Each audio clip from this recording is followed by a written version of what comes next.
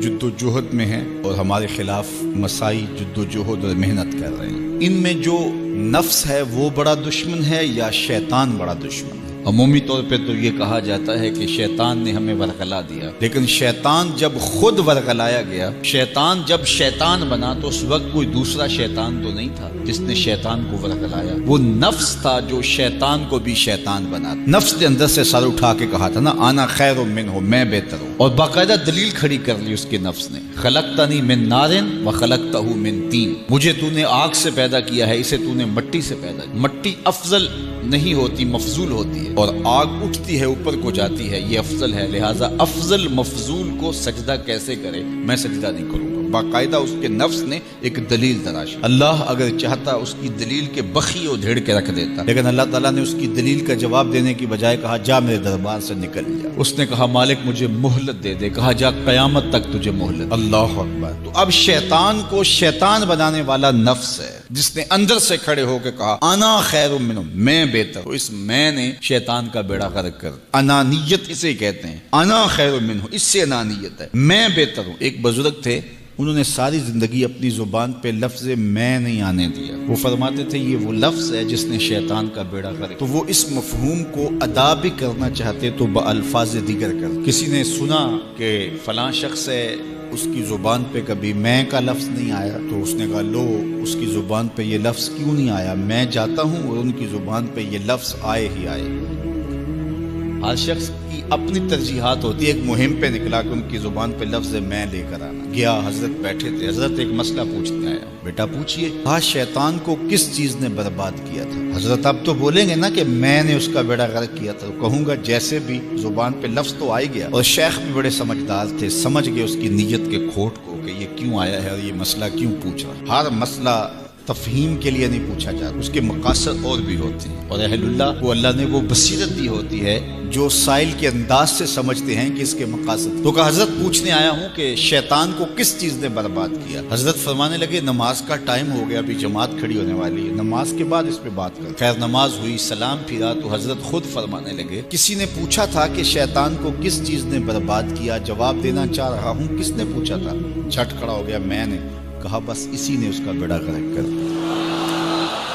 تو انانیت میں جو ہے یہ شیطان کو شیطان بنانے والی، نفس جس نے اندر سے سر اٹھایا اور کہا انا خیر منہ، میں بہتر ہوں، تو یہ شیطان کو شیطان بنانے والا نفس ہے۔ تو نفس شیطان سے بھی بڑا دشمن۔ اب ہمارے ساتھ دو بڑے دشمن لگے ہوئے، ایک شیطان اور دوسرا نفس، اور دونوں ہمارے باطن کو اجاڑنے کے لیے، ہمارے من کو بے چراغ کرنے کے لیے، ہمارے اندر کی روشنیاں بجھانے کے لیے دن رات کوشش۔ ایک تنہا ناتواں اکیلی جان، دو دشمنوں کے نرغے میں، اور دونوں دشمن بڑے تگڑے اور بہت طاقتور، اور ہر وقت ہمارے اوپر حملہ آور۔ الشیطان جاسم علی قلب ابن آدم فاذا ذکر اللہ خنس واذا غفل وسوس۔ حضرت نبی رحمت صلی اللہ علیہ وآلہ وسلم نے ارشاد فرمایا شیطان اولاد آدم کے دل پہ قبضہ جماتا ہے، اور جب بندہ غافل ہوتا ہے تو یہ وسوسے ڈالتا ہے، اور جب بندہ اللہ کا ذکر کرتا ہے تو یہ بھاگ جاتا ہے۔ تو شیطان وسوسہ اندازی کرتا ہے، باطن کو اجاڑتا ہے، من کو لوٹتا ہے۔ نفس اور شیطان دو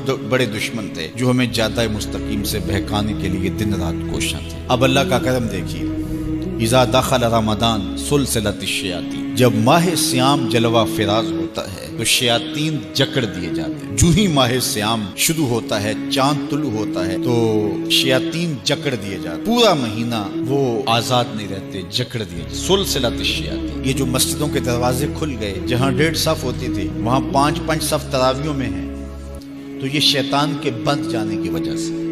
لیکن مہنگائی کا طوفان ہے، بد نگاہی ہے، بد تہذیبی ہے، جھوٹ ہے، دیگر امور بد بھی جاری ہیں، یہ نفس کے موجود ہونے کی، نیکی کا ماحول پیدا ہوا یہ شیطان کے بند جانے کی وجہ، لیکن ہماری برائیاں بدستور موجود ہیں یہ نفس کے موجود ہونے کی وجہ سے۔ اب ہمارے لیے آسانی یہ ہو گئی کہ دو دشمن تھے جن کا ہمارے سے مقابلہ تھا، ایک نفس اور دوسرا شیطان۔ ہمارے لیے یہ سہولت ہو گئی کہ ہمارا ایک دشمن باندھ دیا گیا، اب دشمن ایک ہے جس سے ہم نے ماہ سیام میں، اور وہ دشمن کون سا ہے؟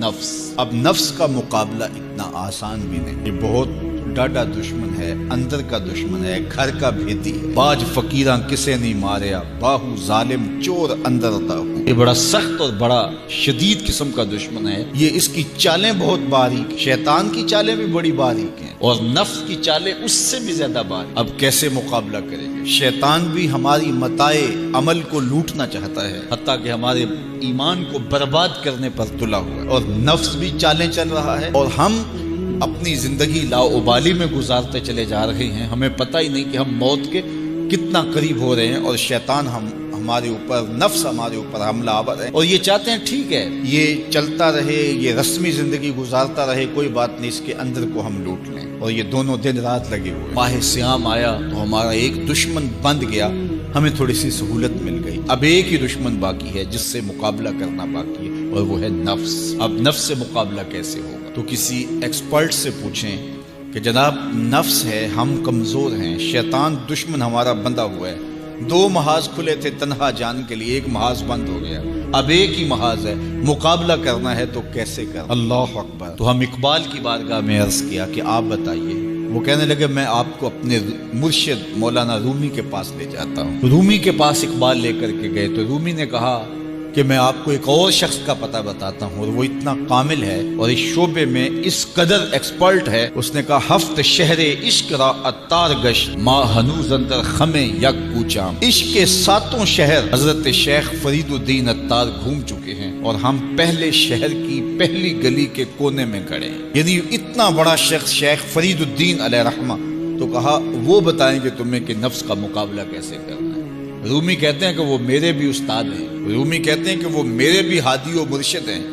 جس عشق کے شہر میں میں داخل ہوا ہوں اور ابھی کونے پہ کھڑا ہوں، اس طرح کے 7 شہر وہ گھوم کے بھی آئے۔ آؤ ان سے پوچھتے ہیں کہ جناب نفس قابو کیسے کریں؟ تو شیخ فرید الدین اتار نے کہا نفس نتواں کشت الا باسے چیز، بات گوئم یاد گیرش اے عزیز۔ نفس نہیں مرتا، لیکن 3 اسلحے اگر آپ کے پاس ہوں تو یہ نفس ٹھہر بھی نہیں سکتا۔ غور سے سن لیجئے، روحوں میں اتار لیجئے، اور زندگی میں ہمارا مقصد ہے اس نفس کا مقابلہ کرنا۔ شیطان کا مقابلہ کرنا بھی ہمارا مقصد ہے، اور نفس کا مقابلہ کرنا بھی ہمارا مقصود زندگی ہے۔ ساری زندگی فریب میں ہم میں نہیں گزار رہی، زندگی تیزی کے ساتھ گزر رہی ہے، اور ہم آغوش موت میں اترنے والے ہیں۔ تو یہ ڈاڈے دشمن ہماری متاع عمل لوٹ رہے ہیں، ہمارے کیے ہوئے عمل کو عجب سے، تکبر سے، ریاکاری سے برباد کر دیتے ہیں۔ ہمیں پہلے عمل کی طرف جانے نہیں دیتے، پھر عمل کے اندر وسوسے ڈالتے ہیں، پھر عمل ہو جائے تو اس کو پھر برباد کرنے کی کوشش کرتے ہیں۔ کتنے ڈاڈے دشمن ہیں جن کے درگے میں ہم پھنسے ہوئے ہیں۔ تو پھر ہمیں کوئی بندہ مل گیا ہے جو بتا رہا ہے کہ جناب اس کا مقابلہ ایسے کریں گے، تو پھر آج اس کی سن لیں ہم، اور غور کر لیں اور اپنے اندر اتریں۔ تو شیخ فرید الدین اتار ہمیں بتا رہے ہیں، تو سنیے وہ کیا کہہ رہے ہیں۔ نفس نتواں کشت الا باسے چیز، نفس نہیں مرتا، یہ بڑا ڈاڈا ہے، لیکن 3 اسلحے اگر آپ کے پاس ہوں تو یہ ٹھہر بھی نہیں سکتا۔ وہ 3 اسلحے کون سے ہیں؟ خنجر خاموشی و شمشیر جو، نیزائے تنہائی و ترک ہجو۔ ایک خاموشی کا خنجر، دوسرا بھوک کی تلوار، اور تیسرا تنہائی کا نیزہ۔ یہ 3 اسلحے تمہارے پاس ہوں تو پھر نفس ٹھہر بھی نہیں سکتا۔ خاموشی کے خنجر سے نفس پہ وار کیا جا سکتا ہے۔ میرے اور آپ کے آقا و مولا نے فرمایا من صامت نجا، جس نے خاموشی اختیار کی وہ نجات پا گیا۔ ہماری زندگی کے جتنے بھی برے اعمال ہیں ان میں سے سب سے زیادہ برے اعمال ہماری زبان پر۔ ہمارے ہاتھ بھی گناہ کرتے ہیں، کسی پہ ظلم کریں تو گناہ کرتے ہیں، ہمارے پاؤں بھی گناہ کرتے ہیں، برائی کے اڈے پہ چل کے جاتے ہیں، ہماری آنکھیں بھی گناہ کرتی ہیں، ہماری سوچیں بھی گناہ کرتی ہیں، ہم حرام کمائیں کھائیں تو پیٹ بھی ہمارا گناہ کرتا ہے، لیکن سب سے زیادہ گناہ ہماری زبان کرتی ہے۔ جھوٹ یہ بولتی ہے، غیبت یہ کرتی ہے، بہتان یہ لگاتی ہے، گالی گلوچ سب و شتم یہ کرتی ہے، گلے شکوے کا انداز، ناشکری کا لہجہ یہ اختیار کرتی ہے۔ اسی لیے میرے اور آپ کے آقا و مولا نے فرمایا جو تمہارے 2 جبڑوں کے درمیان ہے، یعنی تمہاری زبان، اور جو 2 ٹانگوں کے درمیان ہے، تمہاری پارسائی کی جگہ، ان دو چیزوں کی تم مجھے ضمانت دے دو، میں محمد تمہیں جنت کی ضمانت دے دیتا ہوں۔